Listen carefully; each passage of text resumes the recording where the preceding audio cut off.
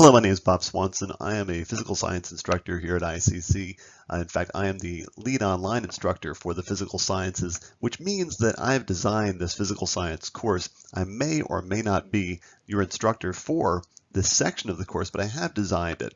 And I wanted to, at the outset, explain a little bit about Module 1. Because Module 1 deals with, at least it's according to the book assignment, it deals with Newton's first law of motion. You're supposed to read chapters 1 and 2 in the textbook. Chapter 1 is just a background on science. Chapter 2 introduces Newton's first law of motion. However, what I find in my traditional classes and in my online classes is that students aren't quite ready to deal with Newton's first law of motion because they don't have enough background in motion. Motion may seem very, very trivial to you, but it's a course of study in physics called kinematics. That's when we study how things move, how you describe how things move. And in order to describe how things move, you need some basic terminology, such as distance and displacement and speed and velocity. And so this PowerPoint presentation gets into those terms and then also introduces the concept of graphing some of these terms, such as displacement or position versus time, velocity versus time. Because a lot of the skills tests and lab activities you'll be facing, especially in the first few modules of the course, do deal with some of these graphing skills. And so the book doesn't give a whole lot of background on graphing. It assumes you know about kinematics. It assumes you know about graphing. And I find that a lot of times students don't have those tools in their tool belt when they come to the course. So therefore, Module 1 does depart a little bit from what you, or actually adds on to what you see in the actual text reading. And but I think that if you go carefully through these PowerPoints, it'll help you when you tackle the skills tests and the lab activities for Module 1. Good luck. The first piece of vocabulary right out of the chute is distance, and distance is usually annotated as a lowercase d in the notes here. Distance is just that. It's how far you've traveled. I like to tell students that this is what a pedometer would read. If you have a pedometer on your belt and you're walking around, it measures how many steps you've taken, how far you've gone. Likewise with an odometer in your car, it measures your distance. Of course, when you travel anywhere, you have to know where you start and where you wind up. And that is denoted by position. Position is where you're at. And in the notes again, position is given by an x. X, your position at any one time, is just given as x. Now your position at time 0, when you first started paying attention, that is denoted by an x with a little 0 next to it. Sometimes it's called x sub 0, or your initial position. It's where you started. X sub 0 is where you started, your starting point, your initial position. Your x is your position sometime later. This slide makes the very important distinction between displacement and distance. Distance, as we've already said, is a lowercase d. It's how far you've gone. It's something that could be measured on a pedometer or an odometer. But what if you were told, take 3 steps? Well, couldn't you go in any direction? And your pedometer would still say 3 steps. It doesn't matter. You walk north, you could walk east, you could walk west, you could walk south, but you wind up in different places, different positions compared to your starting point, depending on which way you go. That's where displacement comes in. So whereas distance is just how far you go, how many steps you take, whatever your pedometer reads, displacement is how far you've gone with respect to your starting position given a direction. So displacement is essentially distance with direction.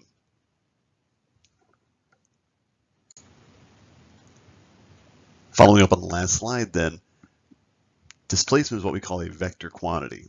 It has both a magnitude, 3 steps, and a direction, north. So a displacement of 3 steps north, that's what's called a displacement, because it's different than a displacement of 3 steps south. You'd wind up at different positions if you follow those 2 different commands. Whereas if you just the command go 3 steps, you could wind up in either of those positions or any number of other positions. So therefore, displacement is a distance with a direction. It's what's called a vector quantity. It has a magnitude and a direction. Distance is just a scalar. It's just a number. It's just a magnitude. Go 3 steps. Drive 50 miles. Those are distances. Displacements are distances with direction. And of course, it's always measured with respect to a reference point. You have to know your origin in order to be able to go 3 steps or 50 miles. Remember when you're looking at these slides that the different notations. Displacement is given as a capital D, distance is a small d, x stands for your position at a particular time. X sub 0, the x with the little 0 down to the lower right, is the position at time 0. When you first started paying attention to this object, where was it located? What was its position at time 0? That is what x sub 0 stands for. The table in this slide is just actually taken out of the textbook. It's just a bunch of different speeds of different objects. And the question you should be asking yourself is, well, what is speed? When we talk about a speed, what does it signify? And if you look at these different speeds, it doesn't matter. Let's take the batted softball, for example. 75 miles per hour, 120 kilometers per hour, 33 meters per second. Notice the units are different. These are all equivalent. This is a ball going the same speed. Just the units are different. But one thing you should notice with each of these units is that it's always a distance, either miles or kilometers or meters, divided by a time, hours or seconds. So that's what speed is. Speed is a distance divided by a time.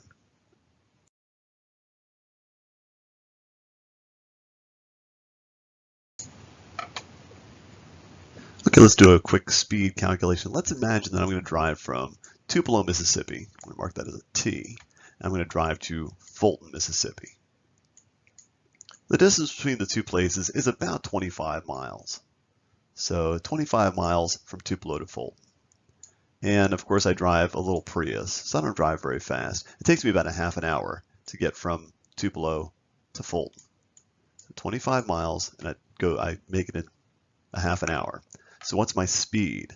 Well, I take my distance, 25 miles, and I divide by my time. A half an hour, 0.5 hours. And if you do the math here, you wind up with 50 miles per hour. That's my average speed for my trip. Now, that was a one-way trip. Now, can you imagine, instead of me doing a one-way trip, what if I did a round trip? What if I went from Tupelo and came back immediately back to Tupelo? So I go to from Tupelo to Fulton, and then immediately turn around, come back to Tupelo. What's my distance covered there? That would be 50 miles, wouldn't it be? So 50 miles. And how long would it take me? Well, if it takes me a half an hour to go from Tupelo to Fulton, I would expect that it would take me another half an hour to get back from Fulton to Tupelo. So therefore, 50 miles divided by 1 hour, which also turns out to be an average speed of 50 miles per hour. Now notice, was I always going 50 miles per hour? No.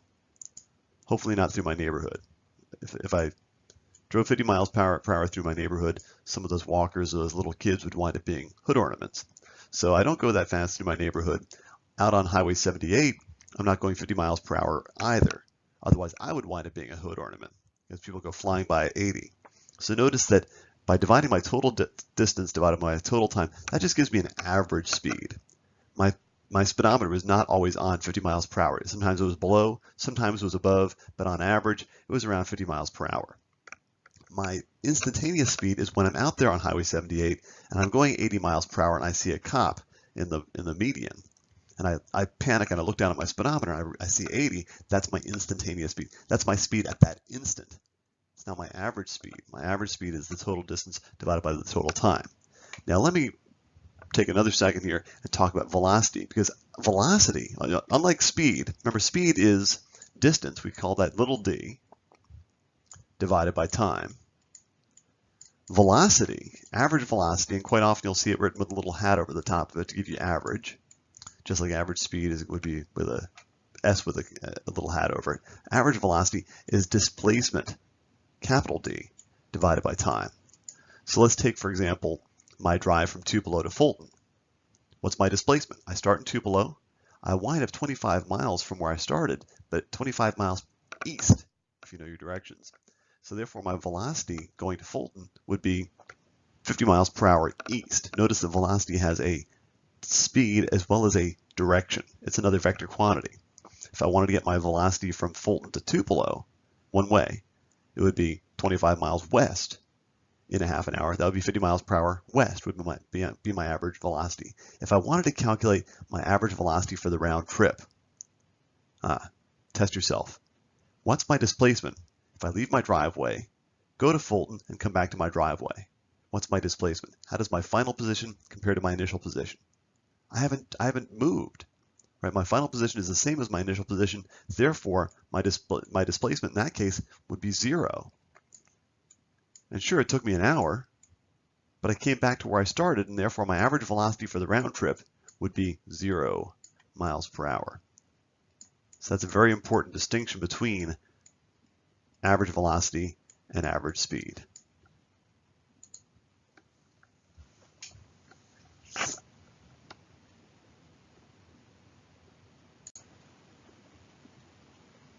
Here's a good place where you can practice what you've learned. This is the Skill Builder section in Canvas. If you noticed in Module 1, there's a section on Skill Builders. Notice that it is marked as optional. You don't have to do these. These are not for a grade, but they will help you. They will help you in understanding the material better. They will help you in doing your skills tests and your lab activities. So they are strongly encouraged, but they are not required. But I want you to, at this point, to tackle the first two skill builders that you'll see. The one is called the Motion Terminology Challenge. In fact, I can highlight that, I think. There we go. And the other one is called the Distance and Velocity Game. Again, these are not required. There's nothing to turn in for these, but these will help you practice what you've been learning about these terms: distance, displacement, speed, velocity. It'll also help you do some very basic calculations in calculating speeds, and that speed equals distance divided by time, rearranging that equation so that you could perhaps calculate the distance if you're given the speed and the time, or you could figure out the time if given a distance and a speed, etc., etc.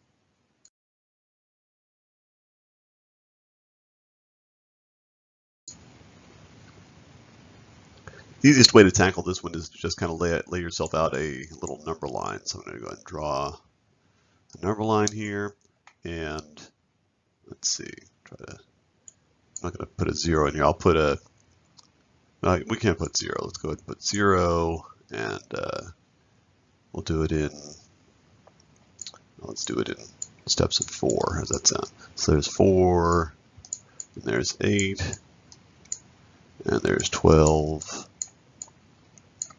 and 16, and 20. And so they want us to draw a little motion diagram. So at T1, this is when we first start caring about this object, it's at position 2 meters.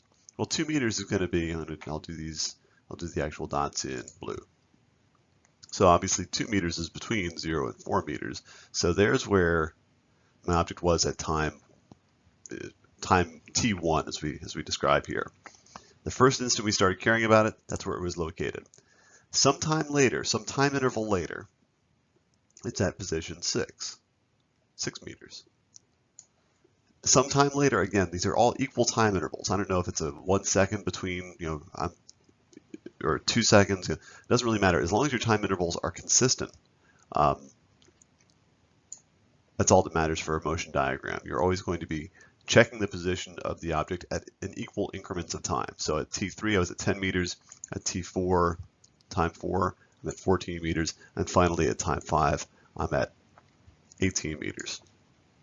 And so they want to know, okay, what's the final position? So I can label that as, as we've learned, X is shorthand for position of an object. So the final position indeed is 18 meters.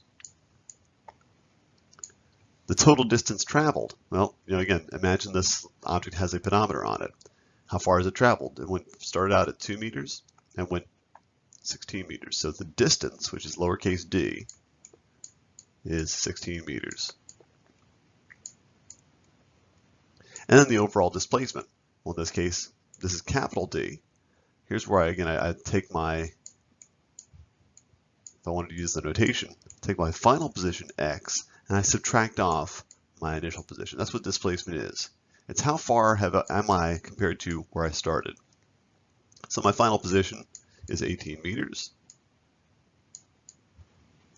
minus my initial position, which was 2 meters. And sure enough, my displacement in this case is essentially the same as my distance. The only thing I could perhaps add on here, I could, if I really wanted to be specific, I could put a positive here. That indicates the direction, that my object moved to the right. That's what a positive means when it comes to displacement. Motion to the right is positive, motion to the left is negative.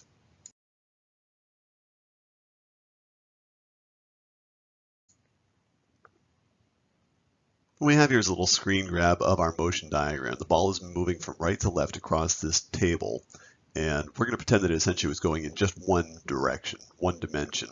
It was moving directly to the left. And so in order to turn our motion diagram into a graph, what we have to do is, first of all, identify that our initial point, when we first started caring about this ball, we're going to call that time 0 in this case. And we're going to say, okay, that was at 0 seconds. And its position, its initial position, we're just going to go ahead and call that 0 as well. That allows us to plot our first point. Remember, we're doing a position versus time graph. At time 0, its position was 0. So you plot a little point there. Now, sometime later, and it might have been 0.1 seconds, it might have been 0.2 seconds, it doesn't really matter. At some time later, our object is at a different position. In fact, it's to the left of where it started. So it's actually got a negative position here, and we'll call it, and we'll say at time 1, its position is now, let's say, -1. And at time 2, its position is -2, so forth and so on. Notice how I am generating now a position versus time graph from my data. And sure enough, if you look carefully, my graph appears to be a diagonal line. In fact, this is a diagonal line with a negative slope because it's going down. When you go from left to right, the line goes downward. So that is a negatively sloped diagonal line. If you recall from the last slide, we had a little diagonal line when we plotted our position versus time. It looks something like this, and we had some dots along there. There's one, there's another, and there's another. Now, anytime you see a line in physics, you should get really excited because you have the opportunity to calculate the slope of a line. And so if this is new to you, you want to spend some extra time with one of the skills tests that challenges you to get the slope of a line. But if this is old hats, this should be pretty straightforward. Slope is usually given by an m. In order to find the slope of a line, what you do is you take the y-coordinates of, let's just pick a point. Let's pick this point. I'm going to highlight it in blue. Let's choose this point here. And we look at the coordinates of that point. Notice it's got an x-coordinate of 2, and it's got a y-coordinate of -2. So I can actually write the coordinate pair for that particular point. So that'll be, I'm going to put the 2 in blue. And then let me choose another color. Let's let our first point be in orange. We'll call this point the first point. So its values are, it's got a y value of 1, I'm sorry, an x value of 1 and a y value of -1. And so now we're ready to do the calculation. So again, the slope is given by the y value of the second point minus the y value of the first point divided by the x value of the second point minus the x value of the first point. So it turns out that the y value of my second point was -2 minus the y value of my first point, which was -1, divided by the x value of the second point, which was 2, minus the x value of the first point, which was 1. And so I wind up with -2 minus a -1. Well, if you remember, when you subtract negatives, it's actually like plus. So -2 plus 1 winds up being -1 in the numerator. 2 minus 1 is 1, and therefore the slope of my line here is -1, which again makes sense because we said this should be a negative slope because it's a line that goes down when you go from left to right. Notice I'm just doing the numbers here. I'm not paying attention too much to the units, but if I really wanted to care about the units, my y values are, these are, of course, remember these are positions. So it's -2 meters minus -1 meters. So these are, if I really wanted to put units in here, I'd have meters here, meters here. That still lines up, or perhaps it's centimeters. It's some sort of a distance. So forgetting about the numbers for the time being, my units of my numerator are in some sort of a distance, meters. The units of my denominator are in units of time, which turns out to be seconds. So sure enough, not only is the number of my slope significant, but actually the units of the slope are also significant, because meters per second should ring a bell. You should have seen these kind of units before. Anytime you have a distance unit over a time unit, we're talking about speed, or in this case, velocity. So what you're actually calculating here is the average velocity of your moving object. This slide is really just another example of what you just did.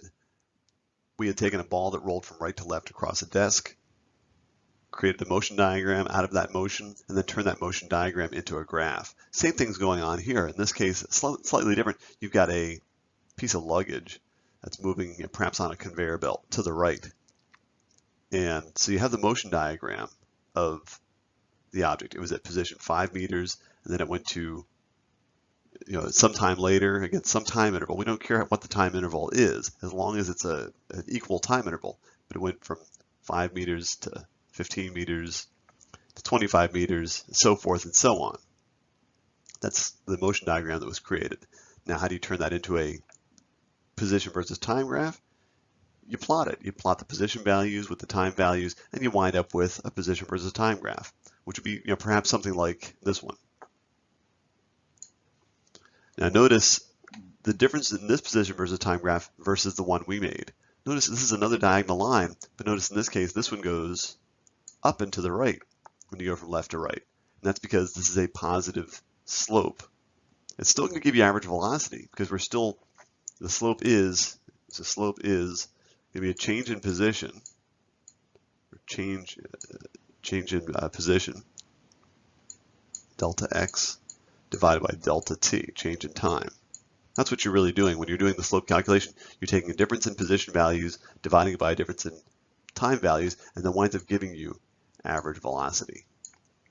And so we have an average velocity drawn here in the left image, which is a positive slope. And that's because our object was moving to the right. Our ball rolling across the desk was moving from right to left, and that was a negative slope. But it was going at a constant pace the entire time, and that's why you wind up with a diagonal line.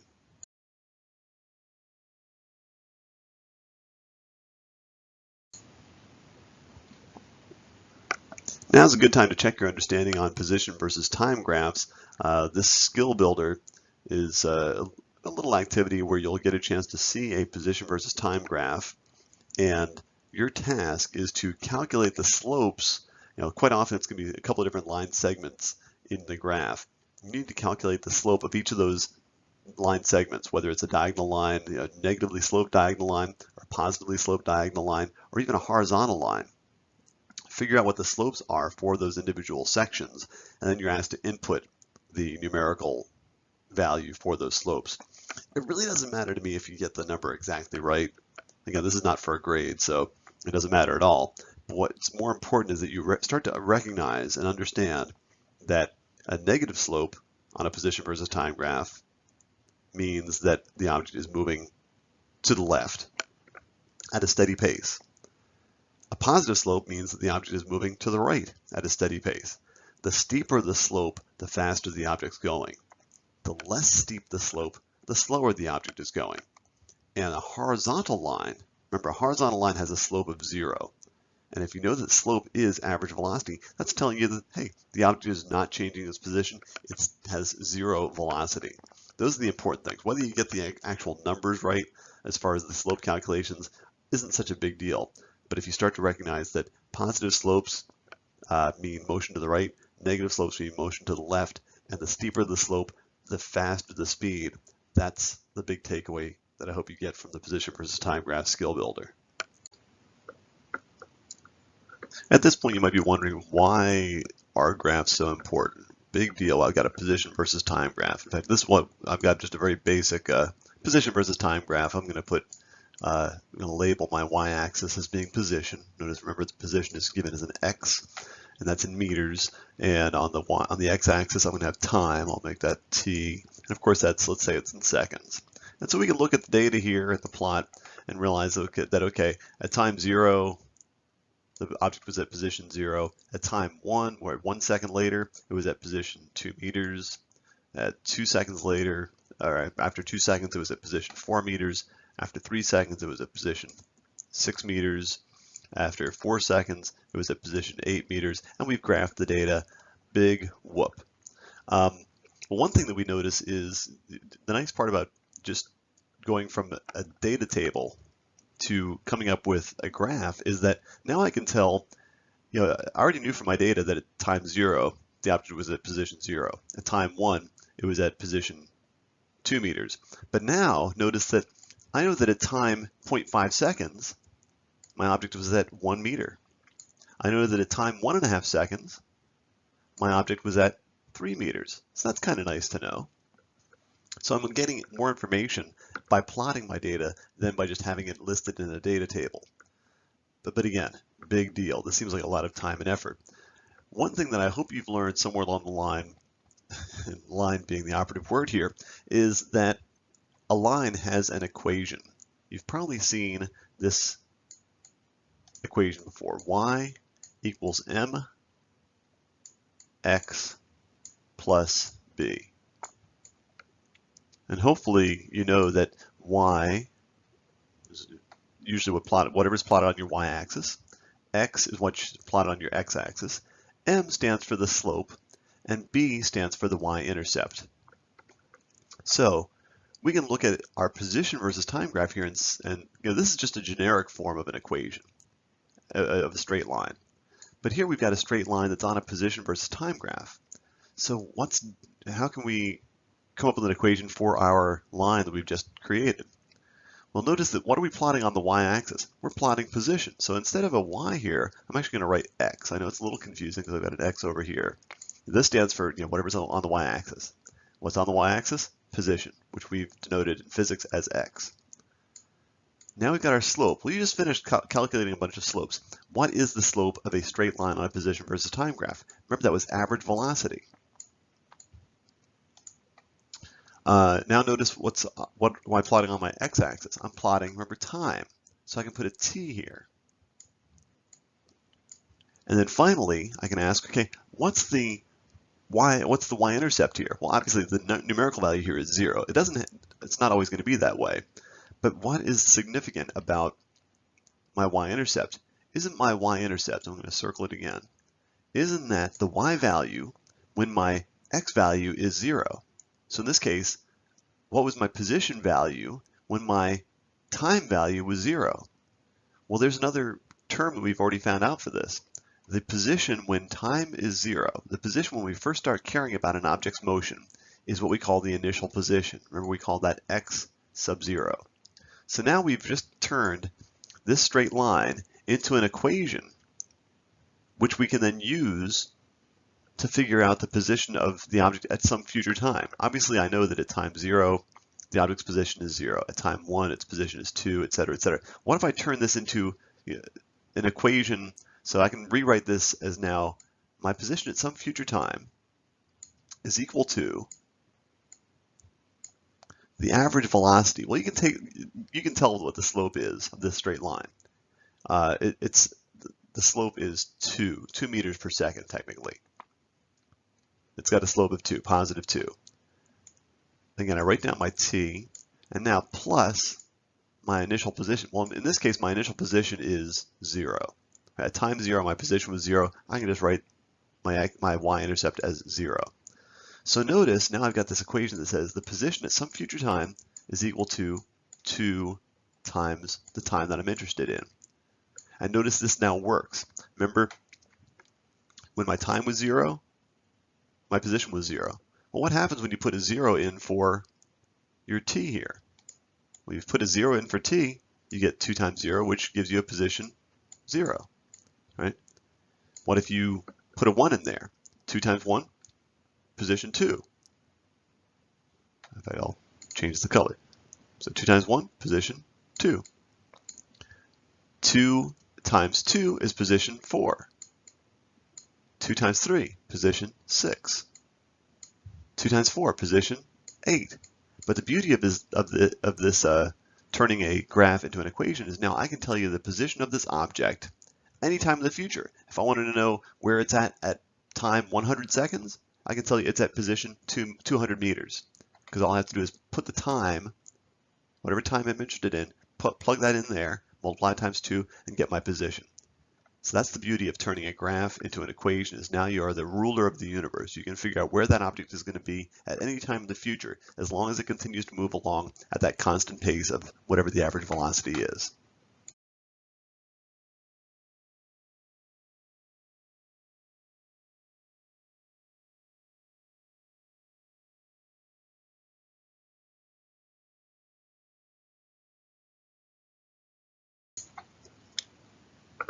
Okay, hopefully you remember this question. I'm going to show you something new. We've not really dealt with velocity versus time graphs. We've dealt with position versus time graphs, and we've already learned that position versus time graphs tell you a lot of very important information.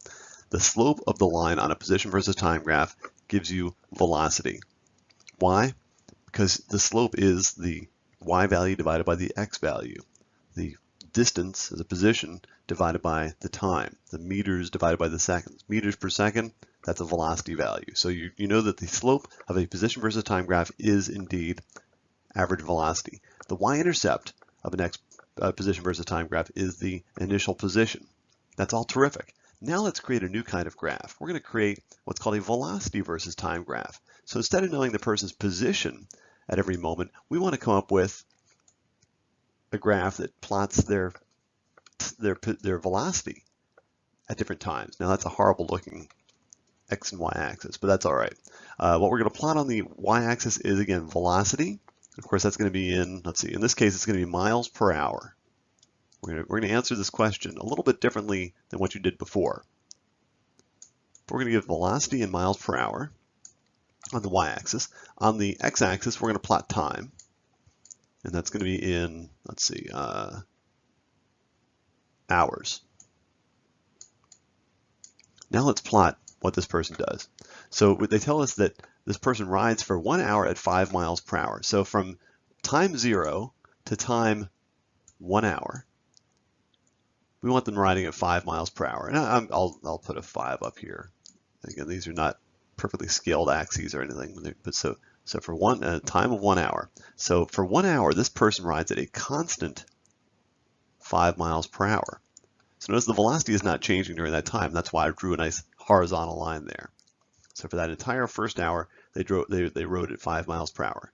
Then for the next 3 hours, they rode at 4 miles per hour. So I need to put on a few more hours onto my graph here, try to space them out relatively evenly. So for the next 3 hours, instead of going at 5 miles per hour, they were going at 4 miles per hour. And so I'm going to draw another horizontal line, but this time a little lower than it was before. And again, I know it's not perfectly horizontal, but give me a break. So now I need to find out, and then for the next 2 hours, then I ride at 7 miles per hour. So I'm going to add 2 more hours to my x-axis here. And now I want them riding at 7 miles per hour. So I'm going to draw a little line higher than the other two, right? And that's the whole trip. And then we assume that she then comes to a stop. So then after what are we at? 1, 2, 3, 4, 5. After 6 hours, then she just stops, and her velocity is 0 from then on out. Now the question is, how many miles did you ride? Well, here's the cool thing you can come up with a velocity versus time graph, or at least one of the cool things. Notice that our graph sort of looks like, if you compare where our graph is and the x-axis, do you notice that it actually kind of looks like a couple of rectangles? Actually 3 rectangles. There's one. I'm going to do one in a different color. Do this one. And I'm going to do a purple for the last one. So notice I've broken my entire shape there into essentially 3 rectangles. Now, can you calculate the area of a rectangle? What is the area of a rectangle or square, really? Doesn't really matter. It's length times width, isn't it? So we look at this first rectangle. We think, okay, what's the length of it? Well, isn't this, you know, the y-intercept there? Well, it goes from 0 to 5, right? So the length of that width, the length of that rectangle there is 5, right? So we got 5. And what's the width of that rectangle? Well, it was here 0 to 1, right? So it's got a width of 1. So therefore, in that first hour, hopefully you figured out that she rode 5 miles. Why? Because she rode at 5 miles per hour for 1 hour. And so it turns out that the area under the curve winds up being the displacement, how far she rode. We can do that for the other two rectangles as well. So in the case of the green one, I'll do it in green, in fact. For the green one, my length here, that's kind of a on its side rectangle, was 3, right? It was 3 hours. And she was riding at 4 miles per hour. So therefore, during that time period, she rode 12 hours. And I bet you this is how you did that question when we first started this module. But now this is a little more of a geometric way of doing the same thing. And then finally, in the last part, she rode for 2 hours at 7 miles per hour. So again, the length of this is 7, and the width is 2. I wind up with 14. And then all I have to do is just add up all these different areas, 14 plus 12 plus 5, and I get a grand total of 31, which should have been your answer right off the beginning of the module. Here's a good chance for you to test your skill. Again, go to the Skill Builders page and try the velocity versus time graphs. And you're going to see something very similar to what we just did. The numbers may be a little more complex. You may need a calculator along with you. But again, try to calculate the area under the curve on a velocity versus time graph, and that will give you the overall displacement, how far the object has traveled when it underwent that motion.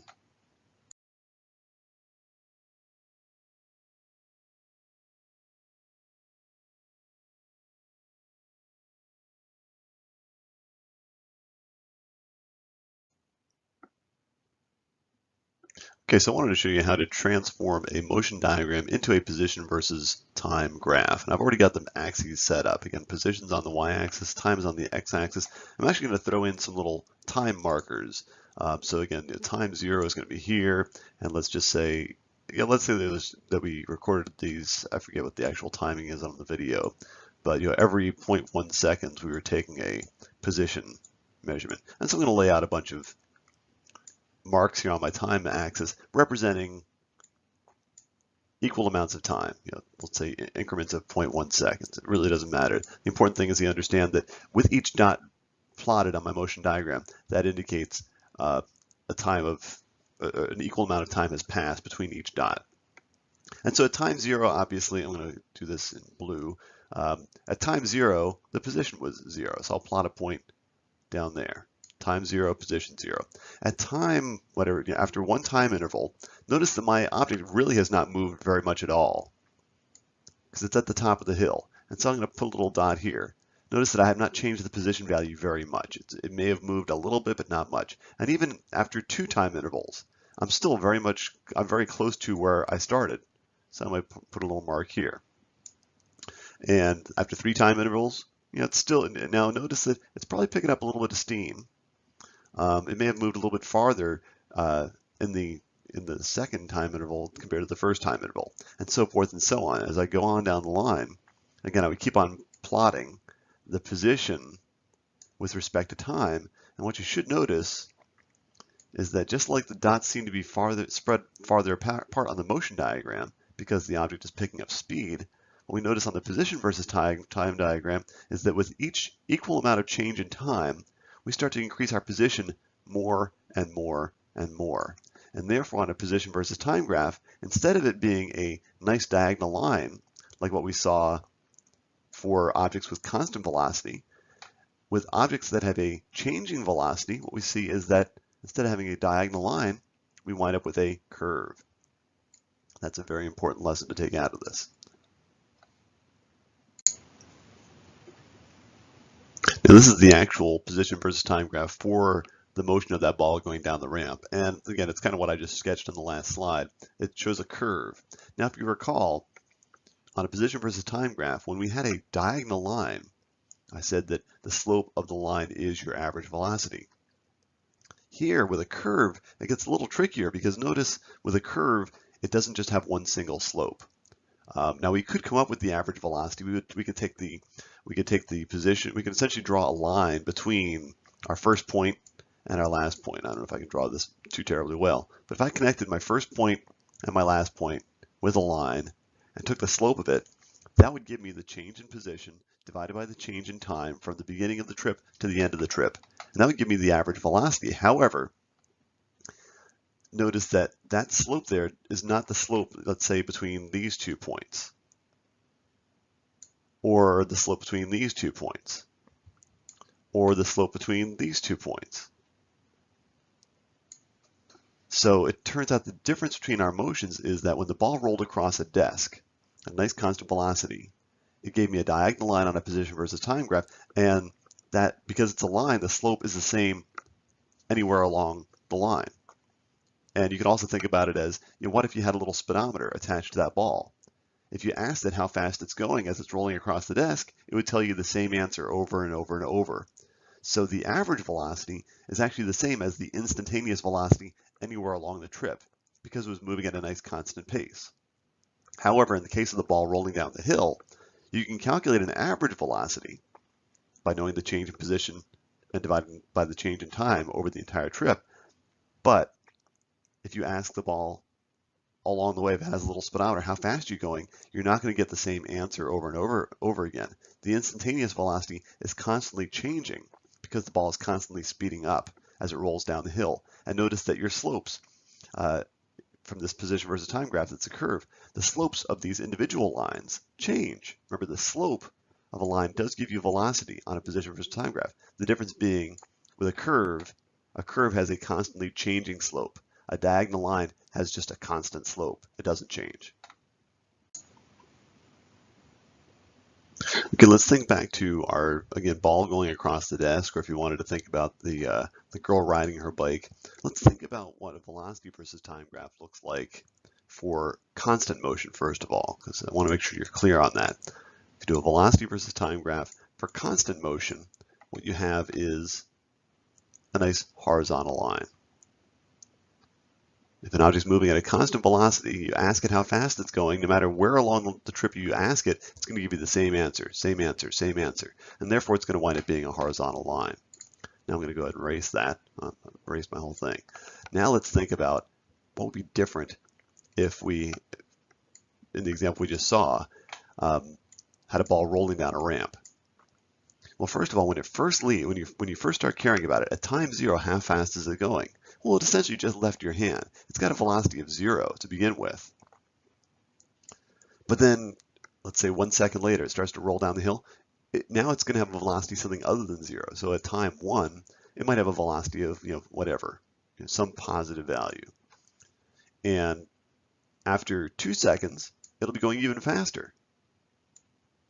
And after 3 seconds, faster still. After 4 seconds, even faster. So notice these, it's going to be, when we ask it, hey ball, how fast are you going? It's going to give me a larger answer every time. And it turns out, with the ball rolling down a hill, you wind up with a velocity versus time graph that is not a horizontal line, but rather a diagonal line. And that line, of course, has a slope which is significant. We're going to talk more about that in Module 2, but for the time being, suffice it to say that a velocity versus time graph, if you see it as a diagonal line rather than a horizontal line, that tells you that you have a changing velocity. Again, this is a good spot for you to check your knowledge, check your understanding. So go to the skill builders and try the name that motion and graph that motion activities. The name that motion is going to show you a car moving either to the right or to the left or perhaps both. And you're supposed to match the motion diagram to the actual motion of the car. For graph that motion, you're turning motion diagrams into graphs and matching those as well. Now keep in mind, velocity is a vector quantity. When it's motion to the right, it's going to be positive velocity. When it's motion to the left, it's going to be negative velocity. So make sure you keep that in mind. And also, of course, keep in mind that for constant velocities, you should see horizontal lines on a velocity versus time graph. For changing velocity, you're going to see a diagonal line on a velocity versus time graph. For constant motion, you're going to see a diagonal line on a position versus time graph. And for changing velocity, for speeding up or slowing down, you're going to see a curve on a position versus time graph. And of course, if something is standing still, you're going to see a horizontal line on the position versus time graph, and you're going to see a horizontal line on 0 on the velocity versus time graph. Okay, as we move from chapter 1 into chapter 2, one thing you're going to notice is that there's a shift from kinematics to dynamics. Kinematics is simply the study of how things move. And we've already handled a lot of this stuff, and a lot of these you should be familiar with. When you describe the distance that an object has moved, that's describing how it has moved. And when you describe how the rate at which it is moving, that's essentially speed or velocity. And those are things that you should be familiar with. Again, these are just describing how things move. When you see a moving object, if you can measure its motion, that's kinematics. To actually explain why it is moving in the first place, that is a field called dynamics. And sometimes you're talking about things that are not moving. So for example, this mass, I've got a little metal mass here, and it's not moving. You might ask yourself, why is it not moving? And it turns out it's Newton's first law. An object at rest will remain at rest. This is an object at rest, and it's going to remain at rest unless acted upon by an outside unbalanced force. Now, a lot of this chapter and the following 2 chapters are going to deal with forces, and I'm going to explain about what forces are. If I look at this object, it's not moving, not because there are no forces acting on it. There's actually a couple of forces that are acting on it. There is the force of the Earth that is pulling on this mass with a force that we call weight. Okay, when you hear the word weight, weight is a force that the Earth exerts on any mass. And it turns out that force is measured in newtons in the metric system. So the Earth is pulling on this thing with a force that we call weight downward toward the center of the Earth. So why is it not moving? If there's a force that's acting on it, because it's not an unbalanced force. It turns out this string is exerting a force upward. So it's called a tension force. And it turns out in this case, the force of the Earth pulling down is equal to the force of tension pulling up. And therefore, when I add those together, it winds up giving me 0. Okay, those are called balanced forces. So an object at rest will remain at rest unless acted upon by an outside unbalanced force. I do have forces here, but they're balanced, and therefore my object at rest remains at rest. Now, how could I unbalance the situation? I can bring along my friendly neighborhood scissors. When I cut the string, the Earth is still pulling on the weight, or on the mass, with a force that we call weight. But when I cut the string, I'm going to remove the tension. So right now I'm in a nice balanced situation. Weight equals tension, and therefore my object at rest stays at rest. An object at rest will remain at rest unless acted upon by an outside unbalanced force. Notice that when I cut the string, the tension went away. The Earth was still pulling on it. Now I had an unbalanced situation where I had the force of the Earth pulling downward and nothing pulling up. Now I'm in an unbalanced situation. My mass went from being at rest to being in motion. One thing I'll mention right at the outset is that Newton's first law is pretty easily remembered. You probably remember Newton's first law just as, an object at rest remains at rest, perhaps from an earlier science class. Everyone remembers this one. They may not remember that it's Newton's first law, but they know the wording. The object at rest remains at rest. That's pretty much common sense, and very few people have a hard time with that. If you put a football out in a football field, it's going to just sit there and sit there and sit there. An object at rest remains at rest unless acted upon by an outside force. If some joker comes along and kicks it, obviously it's going to go from being at rest to being in motion. So a lot of folks don't have any problem with that part of Newton's first law.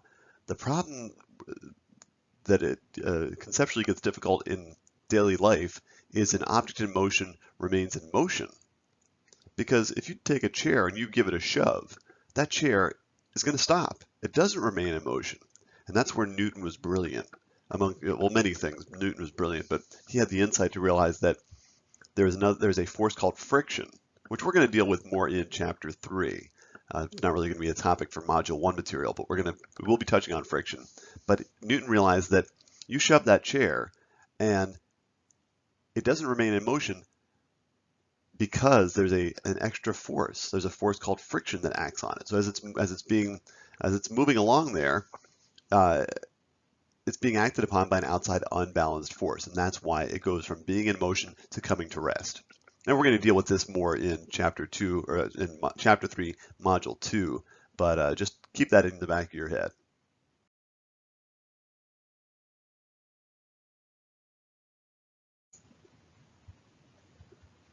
Okay, welcome again to my office. This is indeed my office. This is not a bathroom. However, I wanted to share with you a little bit about my bathroom routine.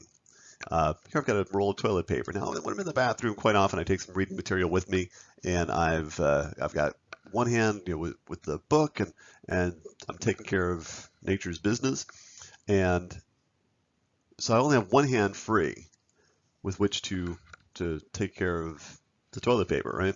So what do you do when you have that situation where you've only got one hand and you've got to rip off some toilet paper? You do one of those deals, right? When you do that, you are essentially using Newton's first law of motion, sometimes called the law of inertia. Inertia has to do with mass. The greater the amount of mass, the greater amount of inertia. The less mass, the less inertia. Vice versa. Essentially, inertia and mass are synonymous. So what happened there? Well, notice when I pull off a little bit of toilet paper, this little tail here, there's not much mass. There's a couple of sheets of toilet. That's not much mass. So right now that toilet paper is at rest. The tail and the entire roll is at rest. But when I apply a force, I can, because this doesn't have very much mass, I can make it move quite easily. So an object at rest will remain at rest unless acted by an outside force. But it turns out that when there's not much inertia there, my force can cause a lot of motion. Whereas the rest of the roll has a lot of mass, a lot of inertia. So despite the fact that I was applying a force, it didn't have much impact on that large mass. And therefore, essentially what happened was my tail moved more than the roll moved. And therefore, that's what made it tear. Happy Newton's first law to you.